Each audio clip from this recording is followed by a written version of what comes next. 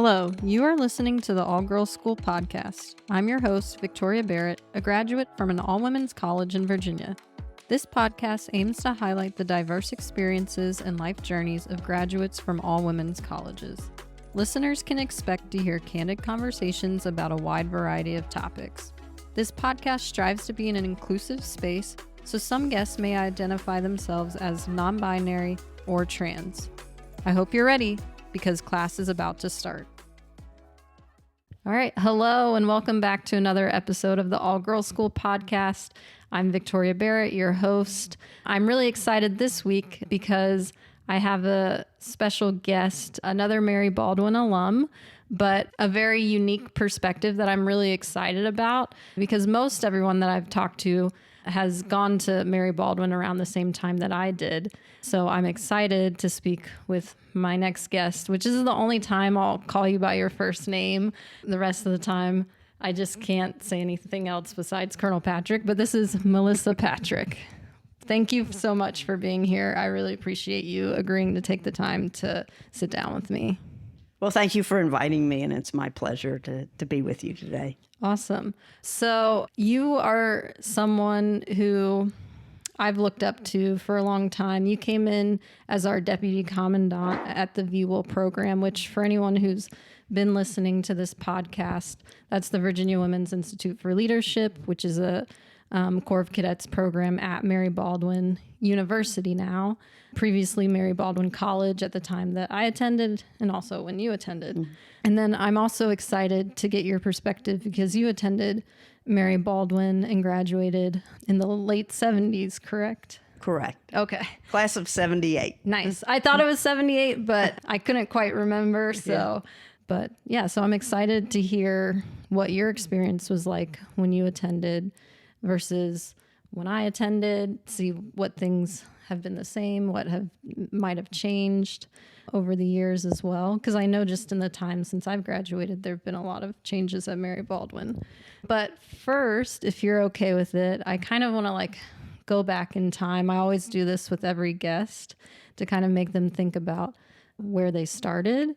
So if you don't mind helping everyone get to know you a little better, do you mind sharing where you grew up and kind of what you were like before you went to Mary Baldwin? What were your interests and goals in life? Sure. Well, I grew up mostly here in Staunton, Virginia. We moved here when I was 10. Okay. My father was a chemist, and he came to take over as the chairman of the chemistry department at Mary Baldwin. So, from the time I was 10, I was here in Staunton and coming and going on the Mary Baldwin campus. Mm-hmm. I basically grew up at Mary Baldwin as well as being a student there in college. It's been long enough ago. I'm not sure that I really can remember what my goals were before I went to Mary Baldwin. I will say this, from a very early point in my life, mm-hmm. I was fascinated by military things. I liked military history. I read a lot of biographies of generals and histories of battles and things like that. My father would take all of us to the battlefields here in Virginia, of which we have many. And I was fascinated by all of that. But that was in the late 1960s, early 1970s. And so ROTC was not open to women at the time. And it was something I was very interested in, but I really didn't know how to get into the military, mm-hmm. As a youngster. I remember as a kid, I would go to the local library, and they had a couple of books in the library. They were coffee table books, one on Annapolis and one on the military academy at West Point. And I would take those books out and flip through them. I was fascinated by them. And I don't think I ever really focused on the fact that there were no women in them at mm-hmm. all, But I was fascinated by the uniforms, by the marching and all that sort of thing. So that was a very early interest of mine. Awesome. Yeah. So you have a unique perspective of where you grew up in Staunton for the most part since you were 10. Your dad was a professor at Mary Baldwin. And so did you have any other choice in colleges besides Mary Baldwin? Would you have been able to have gone anywhere else if you had wanted to? I think the reality was that I did not. My parents were very clever. Yeah. So when I was in high school, I thought that I was going to have some flexibility about where I would go to college. And we had taken a trip to Charleston, and I had fallen in love with the College of Charleston. Not because I knew anything academic about it or what have you, but just the architecture and all that sort of thing and the history of it. And so I announced to my parents that I was going to the College of Charleston. and they said, okay, but you have to go to Mary Baldwin for your freshman year. Try it out. And then if you need to transfer, you can transfer. Well, my parents, they knew exactly what they were doing. So I went to Mary Baldwin. I started as a day student, actually, for the first year and a half, and then moved on campus. And once I had started at Mary Baldwin, I never really looked back or looked elsewhere. So that's where I went. When you moved on to campus, what residential hall did you live in? Is it still one that's here now? It's Oh. I initially lived in South Bailey, and my senior year, I was in North Bailey, and both of the Baileys were torn down and replaced by the Peg Building. Oh. So the Peg Building is built basically on the footprint of the North and South Bailey dorms, but they're gone. Oh. Yeah. I also lived in Hilltop my junior year. Okay. Yeah. Interesting. Yeah, I do know there's been some changes, but yeah, even I wouldn't know what that would have looked like because the Peg Building has been here since I attended. So yeah, it's interesting to think about how much it's even changed since then, and buildings that were there back in the 70s and then aren't here anymore. Because I was just walking around campus this morning and I was noticing some changes.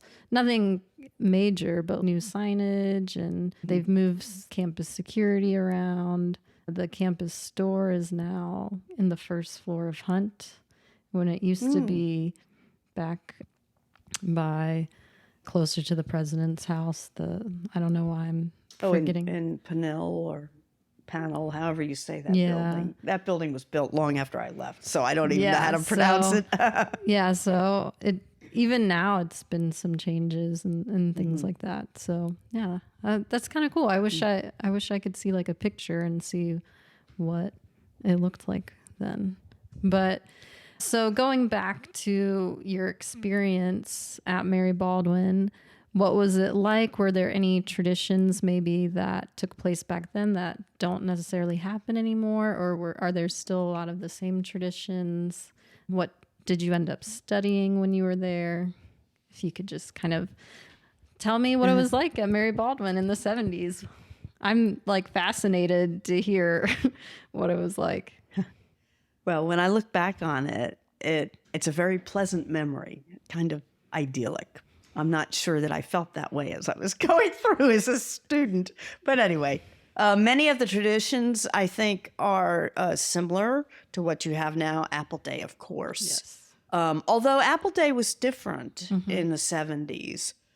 Y'all now have the carnival on campus, and other than the busload of students that go out and do apple gleaning in the morning, it's all on campus. Whereas for us, it was all off campus. We would go out to an orchard that was out on Bell's Lane on the edge of town, and we walked or we hitchhiked out there, which nowadays, nobody would do that. But anyway, we would go out there and do all the games and have the picnic out there and things like that. But there was no carnival. There was nothing like that. Yeah. So that was Apple Day. One of the traditions that I don't know how long it lasted, but it's long gone, was sophomore show. And the sophomore class would put on a Broadway musical, basically. My class did Bye Bye Birdie. Oh. So they were really significant, Broadway musicals, which meant that people had to sing these songs and so forth. I was not in the cast. That was about to be my next question. No. I don't have much of an acting career at all. I helped with the sets. But it was a great way of making the class come together because it was this major production. Mm-hmm.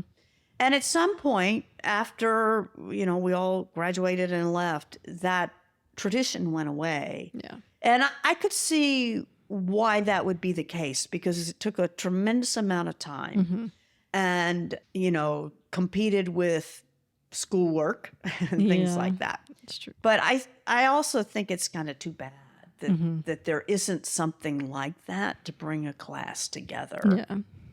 I would also say Apple Day in my time was not on the schedule.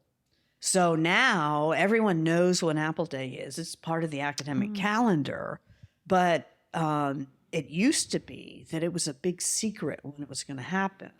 And the sophomore class was responsible for picking that date. And they kept it a secret. And then the night before Apple Day, the sophomores would burst into the dining hall. We had sit-down meals at that time, family-style meals. And they would burst into this dining hall yelling, "It's Apple Day, it's Apple Day." And everybody's all excited because we had no classes the next day. So that's also a big change. So it could have been like any day of the week? It could have been any day of the week. Oh, that's cool. Yeah. That's actually really cool. I'm kind of jealous. That seems like a lot of fun. I don't remember clearly back that far, but I have a sneaking suspicion that the class advisor had a fair amount to do with guiding the class into picking the date so that it fell on an appropriate academic day and so forth. But anyway, that was an added dimension to Apple Day, that sense of anticipation. Everybody knew it was coming up because it always happened in the fall, obviously with the apples. But you didn't know for sure, and maybe you had a test that was scheduled or something like that, and you were, hoping, praying that Apple Day would pop Save up. you. Yeah, right. That's pretty fun. But That's right. Yeah, that's really cool. Yeah, I understand why they schedule it now, but I think that in itself is like really unique, and maybe it sounds like a cool tradition, in the anticipation, I think sounds like a lot of fun. It almost kind of reminds me of VWIL traditions in a way, not necessarily, well, maybe kind of like Breakout. You never know when it's going to be. So there's always like that anticipation. Obviously, that's going to be in the spring, but yeah, kind of reminiscent to that, to not knowing when it's going to happen, but knowing it's going to happen. That's pretty exciting. So yeah. It's definitely interesting to hear the ways things have stayed the same but have changed in their own way. Right. What did you study when you were at Mary Baldwin? I was a history major. History? Mm-hmm. And I didn't really have an area of focus. I just liked history. And so I was a history major. My father, head of the chemistry department, I did not take chemistry. Yeah, that was my next question. Did you have to take it as a, gen ed requirement? Well, it's interesting because during my time at Mary Baldwin, they really didn't have gen ed requirements the way they do now. Higher education went through a phase. Of course, all colleges are competing with each other. And so they went through a phase where, to attract students, they didn't want to have too many requirements. Yeah.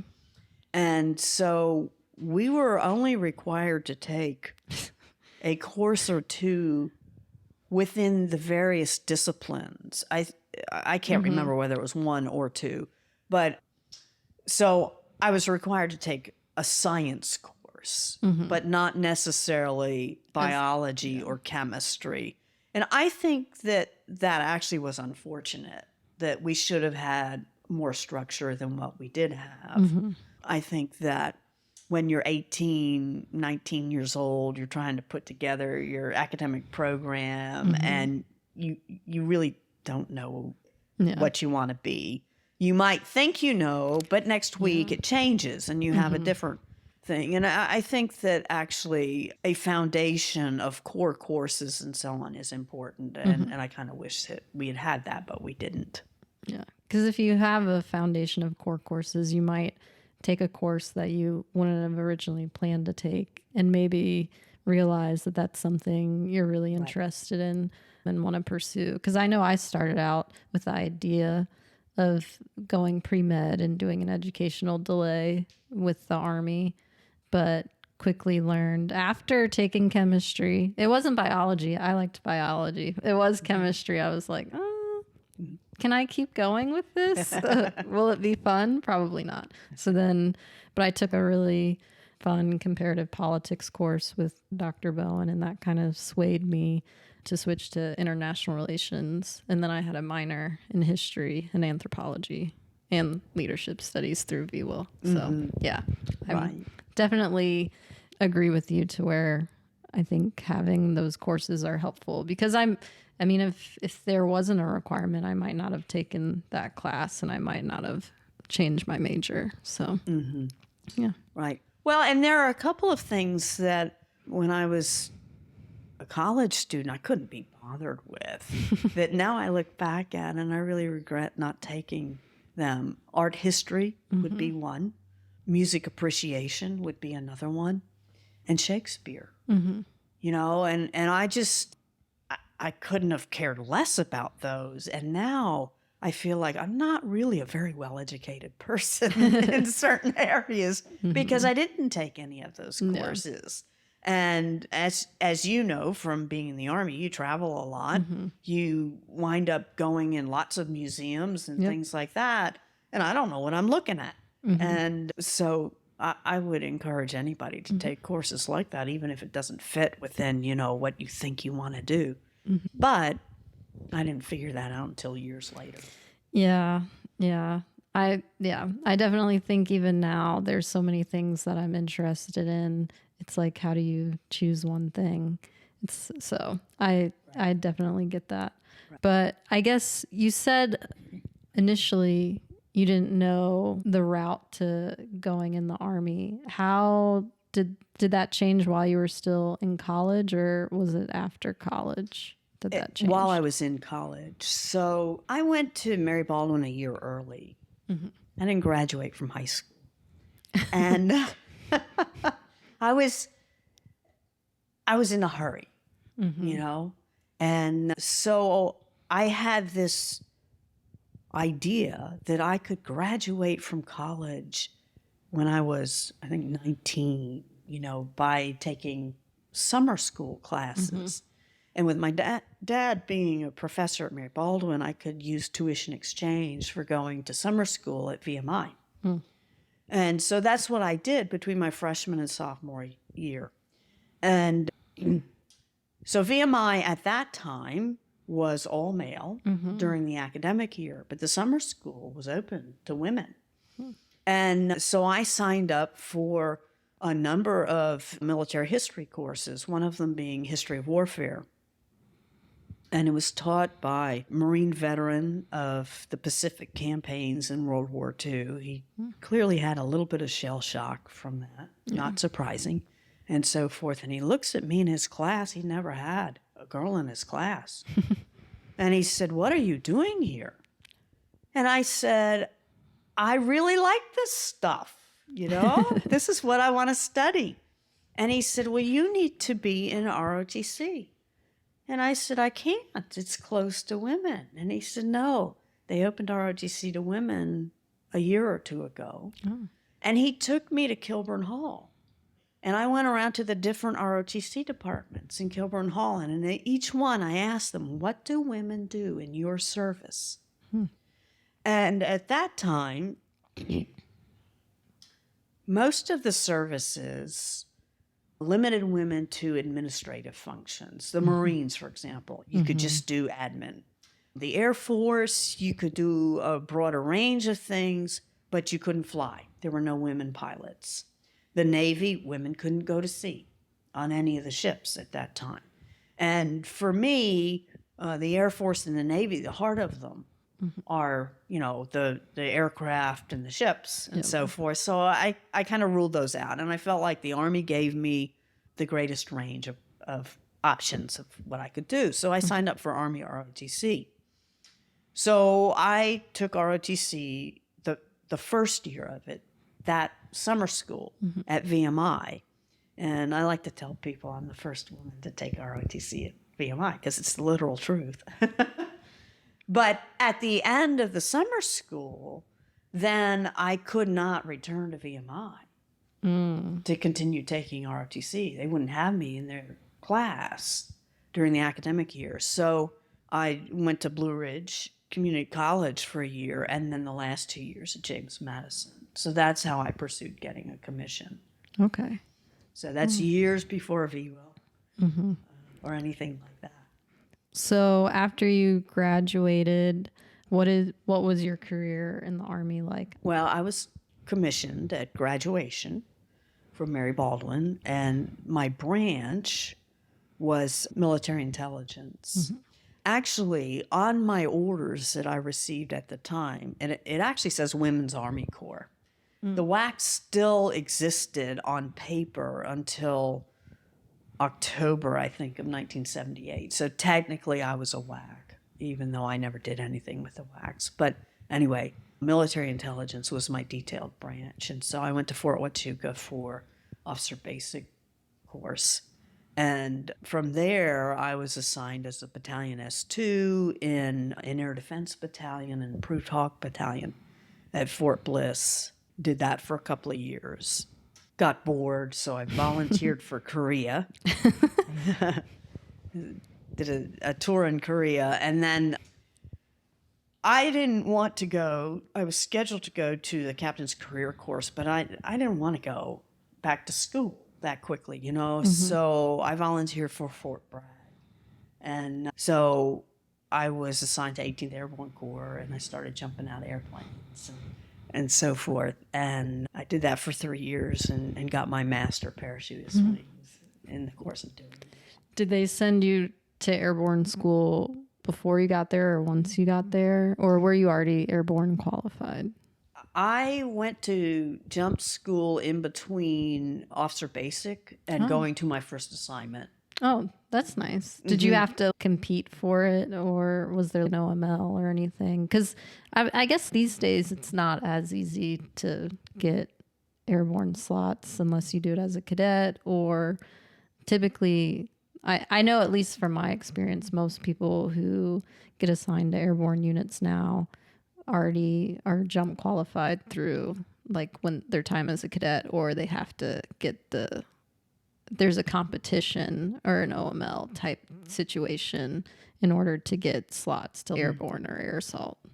Yeah, I don't really remember that. What I do remember is that when I was at ROTC summer camp, advanced camp, and I wasn't airborne qualified, there were, I think, 6 women in our platoon, something like that.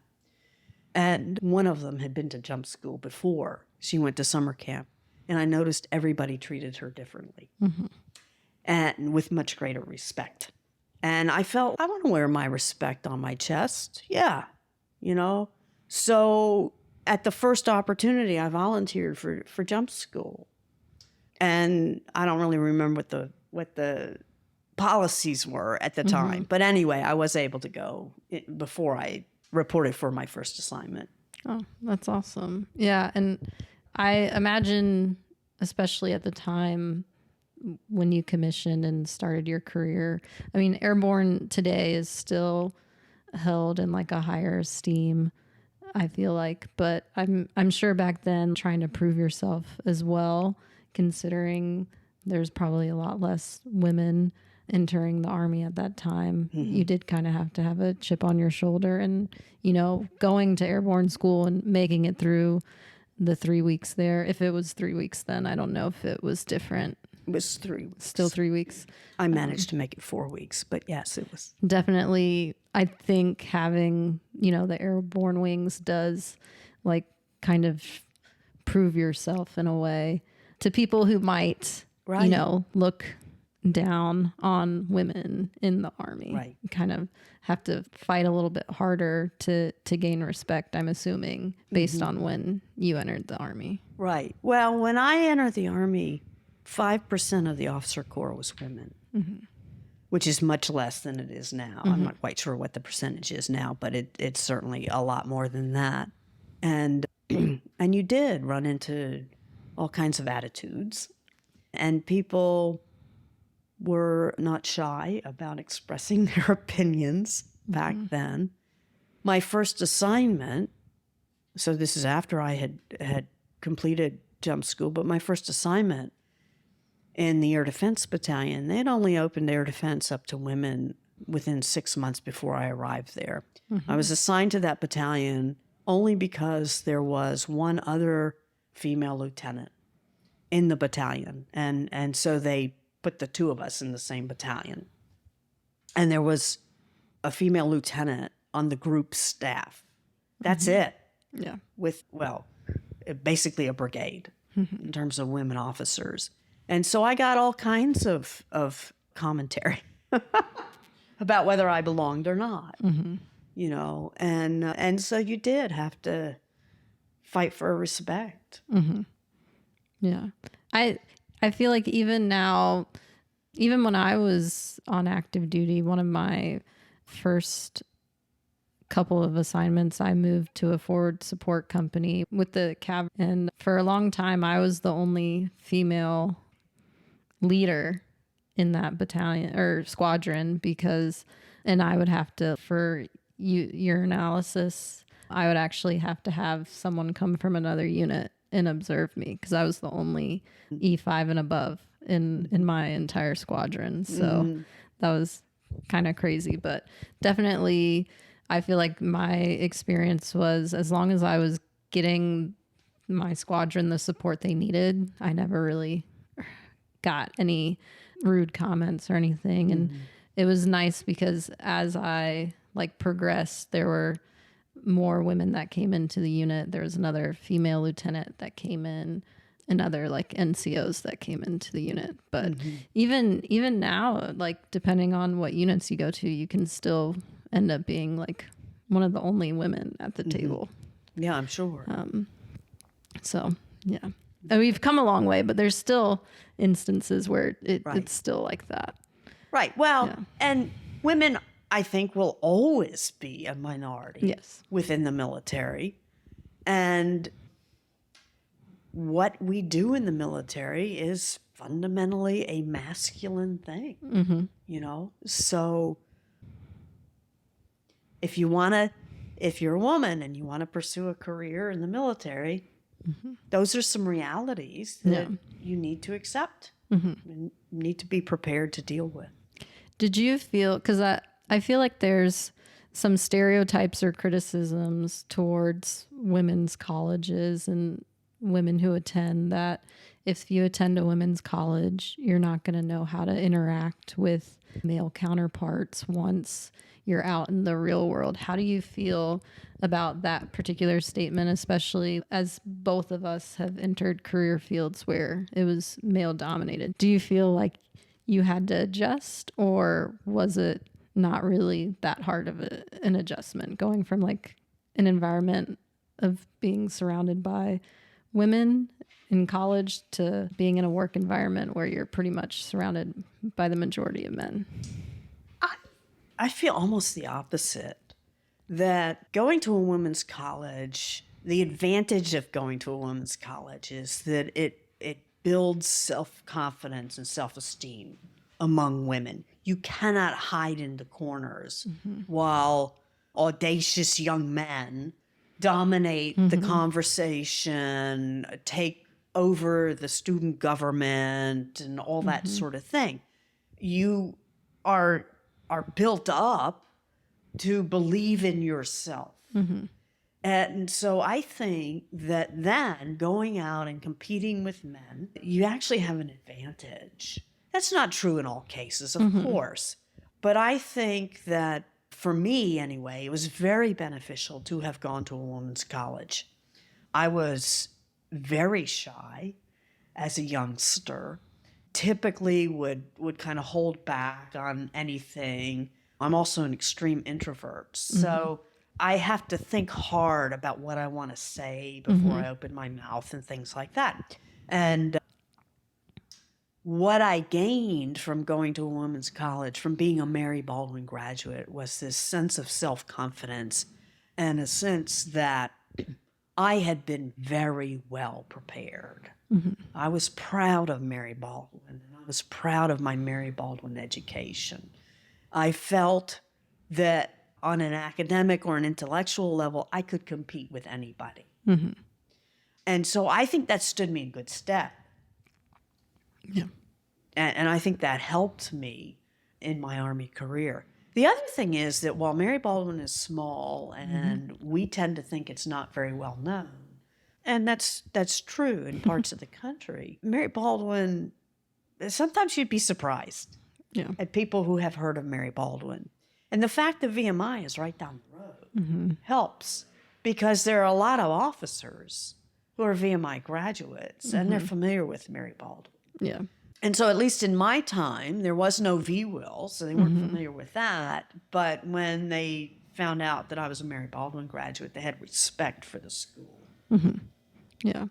I definitely agree. And I feel like the creation of a program like VWIL only positively contributed to the point that you just made, to where the Corps itself, and even Mary Baldwin, because I have sister-in-laws who participated in student government and had opportunities for leadership there.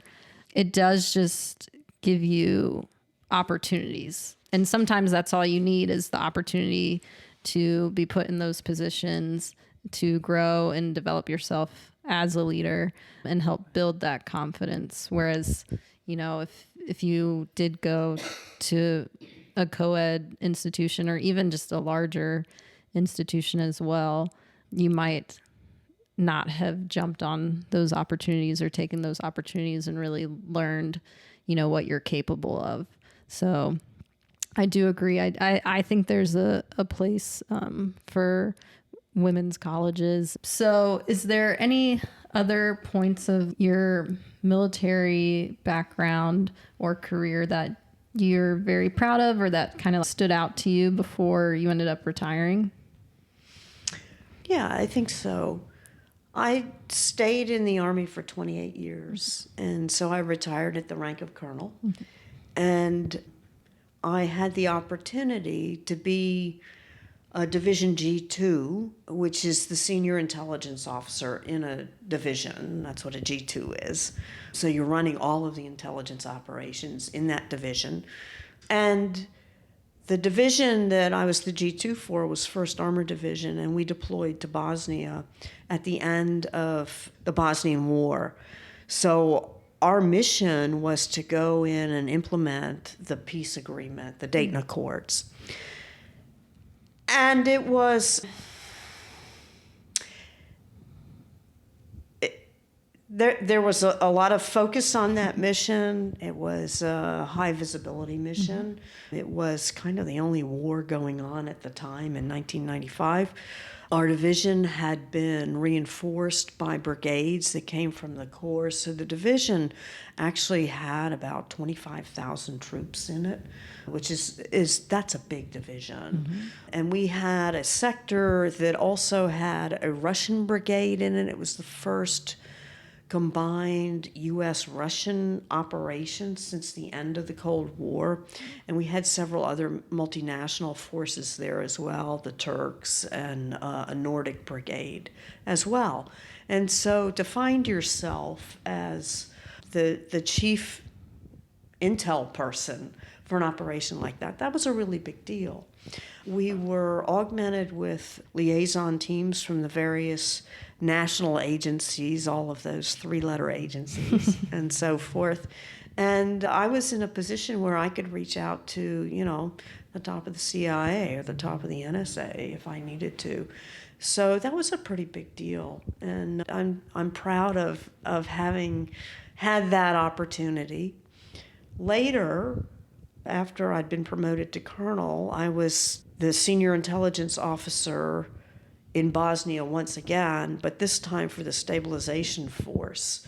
So I was responsible not only for U.S. intelligence operations, but also NATO intelligence operations as well for the entire country of Bosnia. And then my last deployment was to Afghanistan, and that was in 2005. And I was the senior intelligence officer for the NATO forces in Afghanistan at that time. So ISAF, the, what was that? The International Security Assistance Forces. Several years later, ISAF kind of morphed from being a NATO command to being a U.S.-led command, and the senior intelligence officer then became a general officer. Yeah. But when I was there, they felt a colonel could do it. So that was kind of the apex of my military career. Yeah, and that's a huge responsibility, especially in the very early onset of the war in Afghanistan. So yeah, the 2005 I think was a significant period of time because, when the United States went into Afghanistan after 9/11, at the end of 2001, the first couple of months of 2002, we destroyed the Taliban. We totally destroyed the Taliban. We drove them out of Pakistan. They were completely demoralized and broken up as a military force. But they had Pakistan as their safe haven, and so they could start reconstituting. And 2005 is about when the Taliban started coming back into Afghanistan. They had been trying to all along, but in 2005, while I was there was actually a period of time where they were successful in the Southwest in capturing a district capital and holding it for about 24 hours. Now, U.S. air power completely obliterated that force afterwards and so forth. But that was a big deal. It was a big deal for the Taliban, but it also was a tremendous shocker for the Afghan government that they were able to do that. And so that's kind of the period of time you start seeing the Taliban flexing its muscles a little bit, ramping up and so forth, leading to much larger operations and much higher casualty rates and so on later on. Yeah. So when did you retire and what did you do after retirement? Well, I retired in 2006, and as is typical for lots of intel professionals, I became a contractor for the Army for about 5 years. And I worked over in the Charlottesville area on a project where we were collecting data and analyzing it on every attack against U.S. armored vehicles.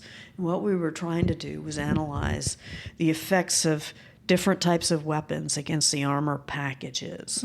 And that project was designed to obviously improve the protection on our armored vehicles. And some of the work that we did is what led the Chief of Staff of the Army at that time to make the decision to replace the Humvees with MRAPs. And so, that was a multi-billion-dollar purchase. And it really was based on the analysis that my team did. And so even though I was no longer on active duty and I was a contractor, I'm very, very proud of that work because I feel like that work probably led to saving the lives of countless U.S. military personnel. There's no way really of calculating how many lives were saved as a result of it, but there's no question that lots of lives were saved. And I'm very proud of that.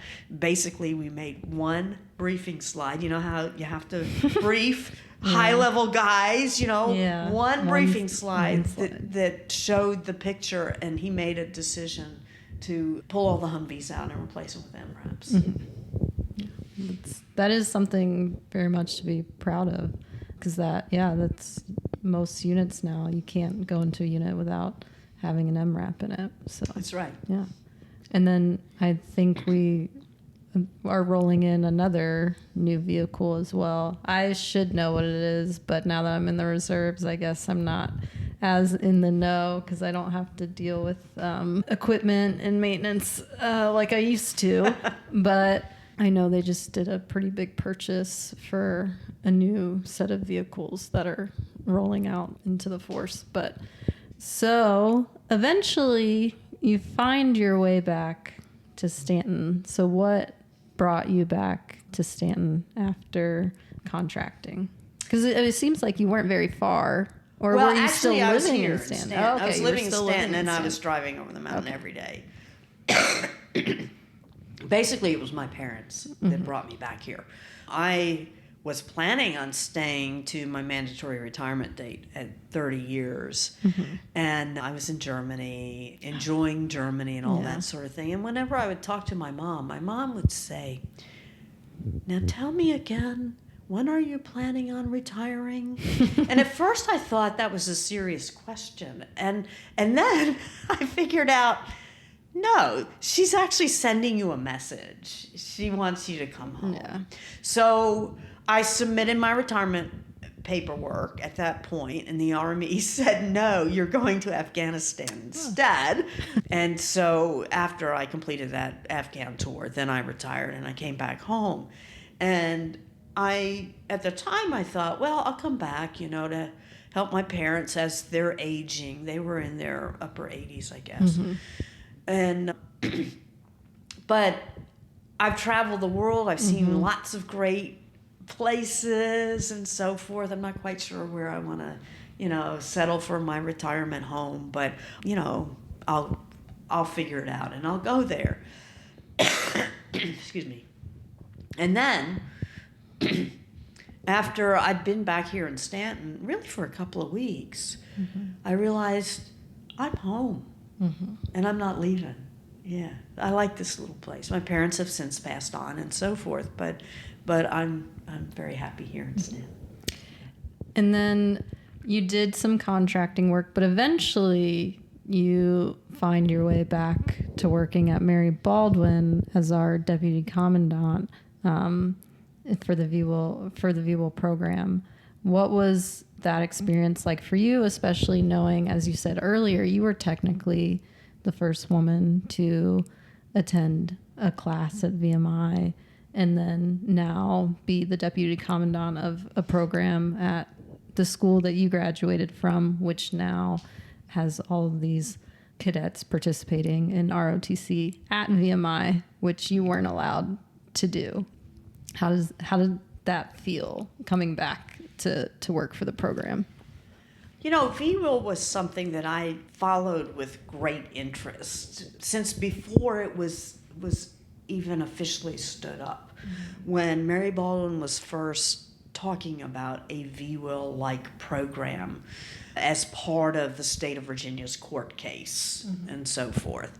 And when I would come home on leave, I would drop in and visit with President Cynthia Tyson at that time. And we would talk about the importance of a program and how it would fit within Mary Baldwin and so forth.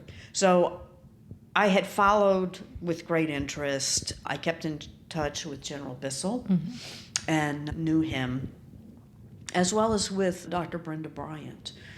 And so when Dr. Bryant's health was declining and General Bissell's health was declining, then they reached out to me and they asked me to come on board. And I think really what they wanted was somebody who could serve kind of as a transition figure, because nobody knew for sure when General Bissell would retire. Yeah. And nobody really knew what the outcome was going to be with Dr. Bryant. But it was clear that there were going to be changes in the program and that there needed to be some kind of leadership on hand that could serve to enable that transition to happen. So that, I think, was kind of my function when I came here. And I learned a lot, actually. Yeah. I came at it with a certain leadership style that I had developed and refined throughout my 28 years in the Army and so forth.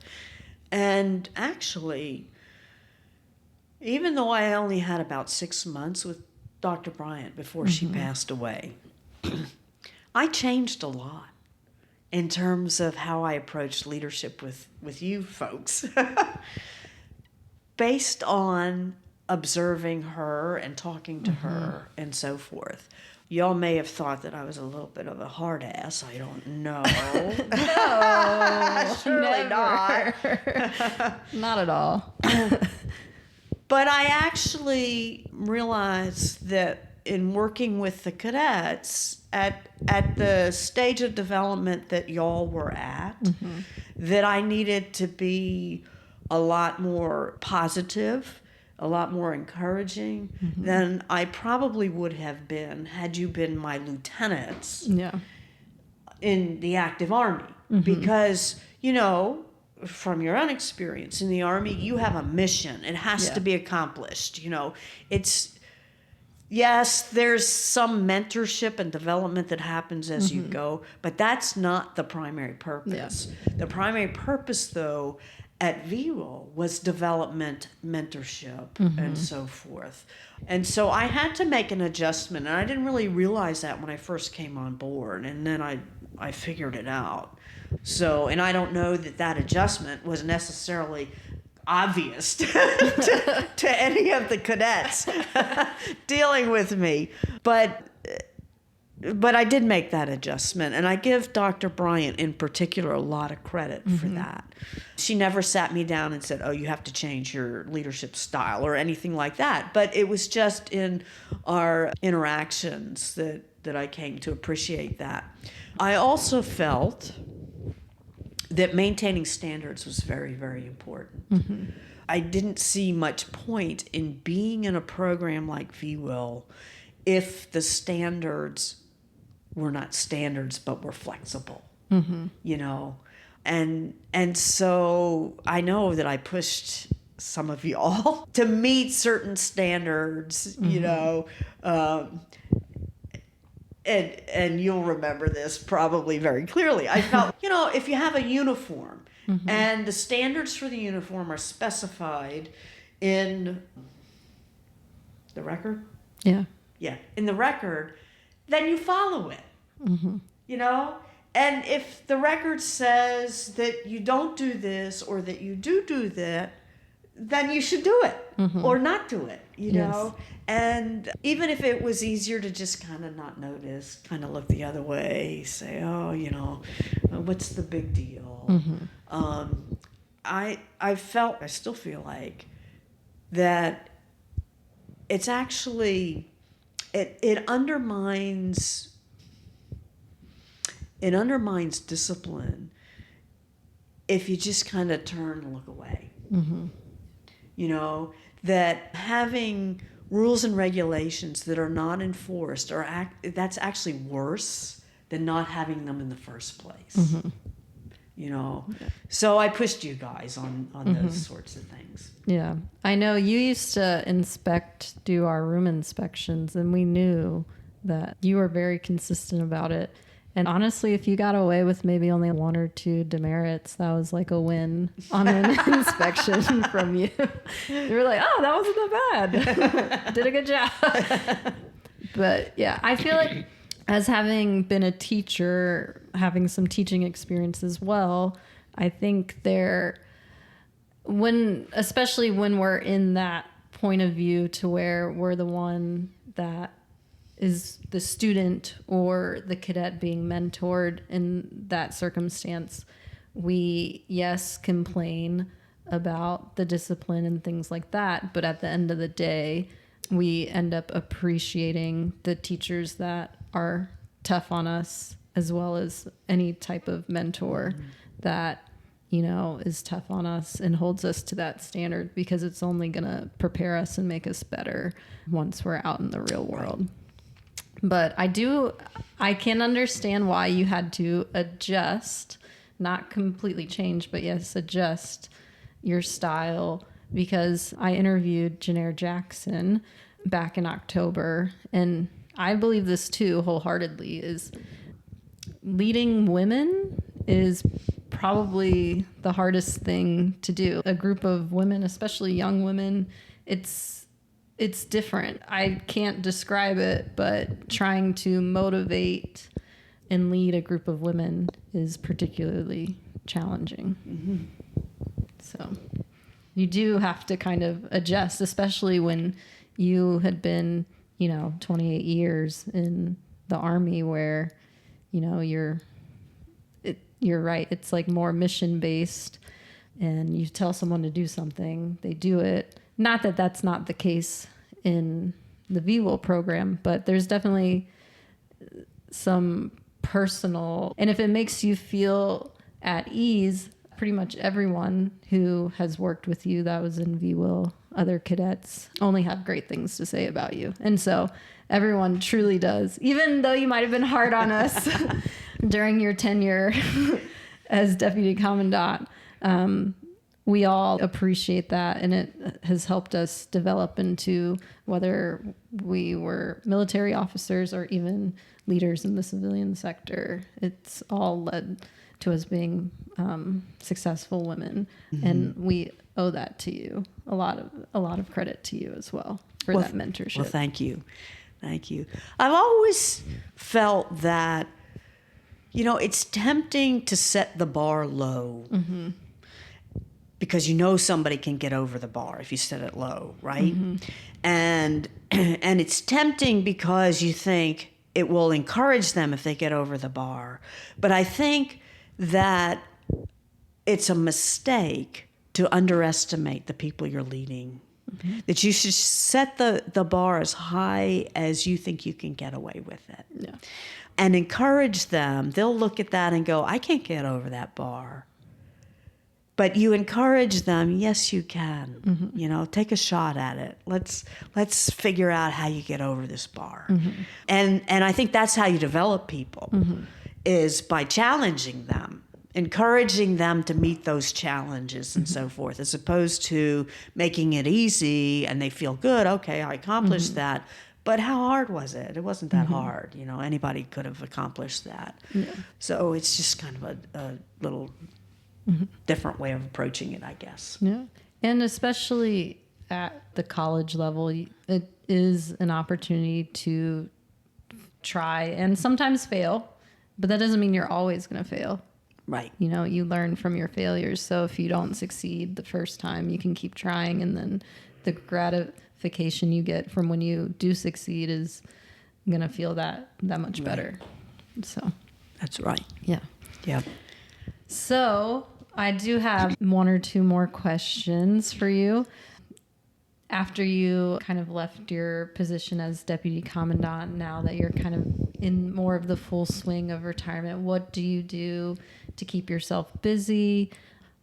I also know I've seen that you still are very involved with Mary Baldwin as well, campus things. I've seen you on their story, so I know you're involved in the community. Do you mind sharing what you do to keep yourself integrated into the community, whether that's Mary Baldwin or Staunton itself? Well, I do stay busy doing a variety of different things. I'm very active in the Veterans of Foreign Wars and in working with veterans in the local area. And that takes a lot of my time. And not surprisingly, I've wound up with leadership positions within the Veterans of Foreign Wars and so on. Because I'm a historian, I love military history, I do some research as well. And I published a few articles, not as many as I should have written, but anyway, I published a few articles and I'm working on a few. And specifically, what I've been working on is local African-American military service. And I got into that because the VFW post that I joined was the historic all-black post. So Staunton has two posts. That's a function of history and so forth. And after World War II, the Black veterans, when they came home from their World War II service, they weren't allowed to join the other posts, so they formed their own. And so years ago, when I joined the VFW, I happened to join that one. And then I had the opportunity to interview some of the World War II veterans that were members of the post before they passed away. And I started collecting data, and I just became really fascinated by this concept of individuals who served the nation faithfully and honorably and with a great deal of pride in their service, despite the fact that at the time they didn't have full civil rights. Yeah. It's just, to me, it's an astonishing story. Yeah. And so 5 years ago, that was the 100th anniversary of the end of World War I. I did a project where I created a database of all of the local men that served in World War I. I found over 400 of them from this area that served in World War I. I'm now working on World War II. I have about 800 men and about 11 women from this local area who served. And what I'm really trying to do is not just identify them and find their names and put it in the database, but I'm trying to define what their service was like. Yeah. What units did they serve in? How did the nation use them?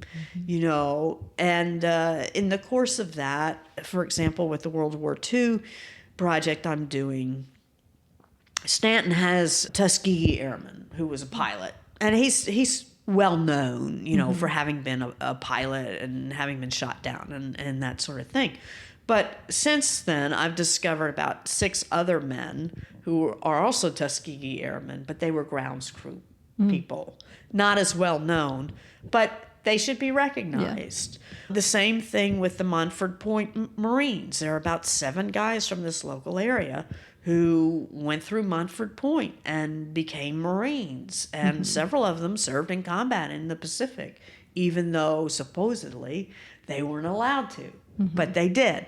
You know, so collecting these stories, trying to gain as much information as possible, and creating this big picture of how these people from the local area served and so on is very important. The other part of military history research that I do is local women. And you've probably seen me post about some of the Mary Baldwin women who served in World War I and in World War II. So long before VWIL came along and we had a pipeline for developing military personnel and so forth, there were women who signed up. Some of them were officers, some of them were enlisted, and so forth. And I just think their story needs to be told. So I work on that. So those sorts of things keep me busy. I've gotten very active in my church as a leader.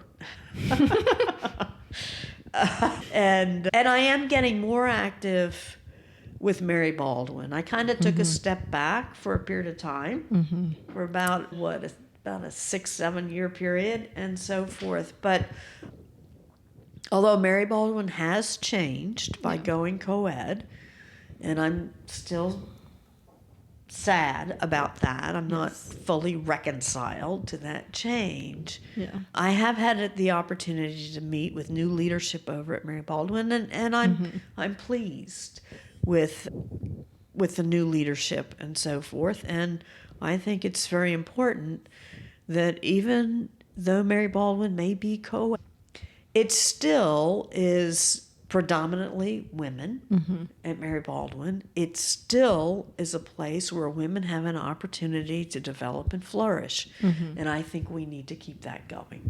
Yeah.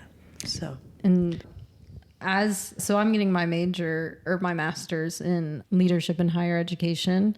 And I think what people don't realize is how difficult it is to running a college or university is pretty much like running a business.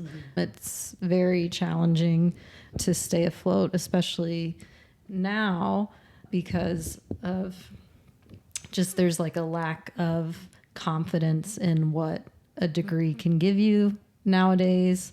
as well as there's like this impending enrollment cliff that's coming based on the drop in birth rates during the recession in 2008. So all of those families that, had less children, now all of those children are about to be of college age. So there's substantially less typical college age students that are going to be enrolling in college. So it is a challenge. And I do think a lot of us, while we're sad that Mary Baldwin did go co-ed, I can understand why they potentially went that way. And you make a good point of like, you still have the VWIL program. There's still the majority of students are women, and it still gives opportunities to those students as well to grow and develop. And so. Right. Well, as I said, I took a step back.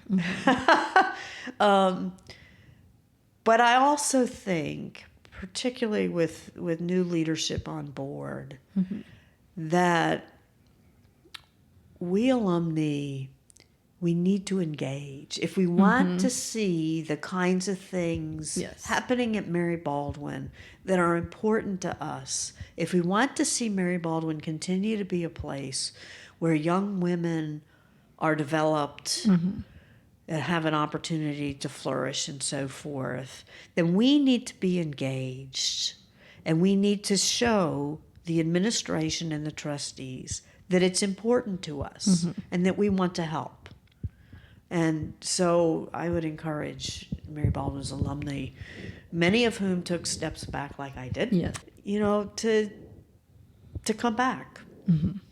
Yeah, no, I agree. I definitely want to get more involved, and I'm very much interested in coming back to the Staunton area after I finish my master's program. I don't know, kind of like what you said when you were here for a few weeks and you were like, wow, this feels like home. I love this area, and I'm very much like considering coming back to Staunton, whether I end up working at Mary Baldwin or somewhere nearby, whatever I got to do to pay the bills. But yeah, I'm definitely kind of in that mindset of where I want to come back to this area because it does mean a lot to me. And I do appreciate the lifestyle here. It's a little bit slower paced than Northern Virginia. Not that I don't like George Mason in Northern Virginia, but that fewer traffic, cars. Yeah, that fewer traffic cars. really is testing me every time I visit my sister and my nephew and my mom. I'm like, oof, every time I drive back. So, but yeah, that's really kind of wraps it up. I guess I do have one more question that we kind of hit on a while ago. Obviously, Mary Baldwin has gone co-ed. There are a lot of women's colleges who have gone co-ed, and some that have been on the brink of closing but have reopened and remained a women's college, such as Sweetbriar. Do you think there's still a viable future for women's colleges? I'm not sure how to answer that. Yeah. To break it down into parts, one, I think there is absolutely still a need for women's colleges. But the reason so many women's colleges have gotten into trouble and have had to go co-ed is that the general public doesn't believe that there's a need for women's colleges. So you have to overcome that in order to get the students to come. One of the factors in Mary Baldwin's decision to go co-ed was based on the fact that when high school girls were filling out the SAT form or whatever, and they were asked, would they consider a women's college, only 3% said that they would. And from talking to some of the trustees, I think that they felt if they declared Mary Baldwin as being co-ed, that it wouldn't change the demographics of the student body very much because men wouldn't come anyway. That's what they're thinking. But that it opened up recruitment to that 97% that said, no, we won't consider a women's college. Oh, well, we're not a women's college anymore. You see? So I don't know how you overcome that. You know, when I came here as a student back in the 70s, going to a women's college was very normal. Yeah. It is now abnormal. And so you've got to change public attitudes, and I don't know how you really do that. Now, some of the established women's colleges, the Seven Sisters and so forth, they have large endowments. They can weather the storms. They will continue. Yes. And they have, you know, Wellesley, Bryn Mawr, Barnard, and so forth. They have these reputations that will continue to attract students to come. So I think that those women's colleges will survive. But I don't know about the few. How many are left? What, 35, something like that? Yeah, a little over 30. And I think some of those aren't going to survive. Yeah, especially with the enrollment cliff coming up. But yeah, I think you're right. I think there is this weird stigma or bias against what going to a women's college looks like.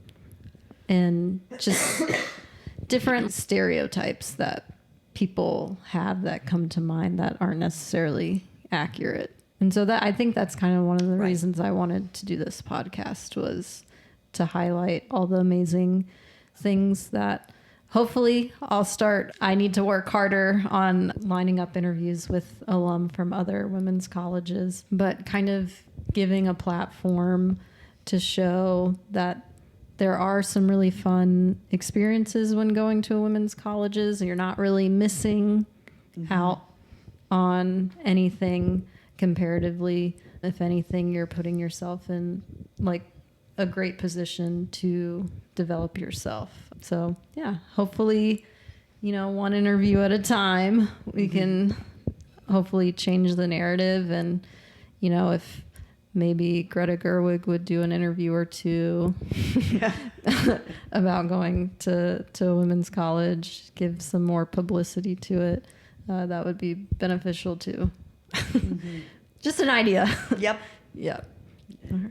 Well, I appreciate you taking the time to sit down with me. This has been a really wonderful conversation. I've learned a lot of things about you that I didn't know, as well as Mary Baldwin, which has been very cool. So thank you so much. Well, thank you for having me. All right. That's it.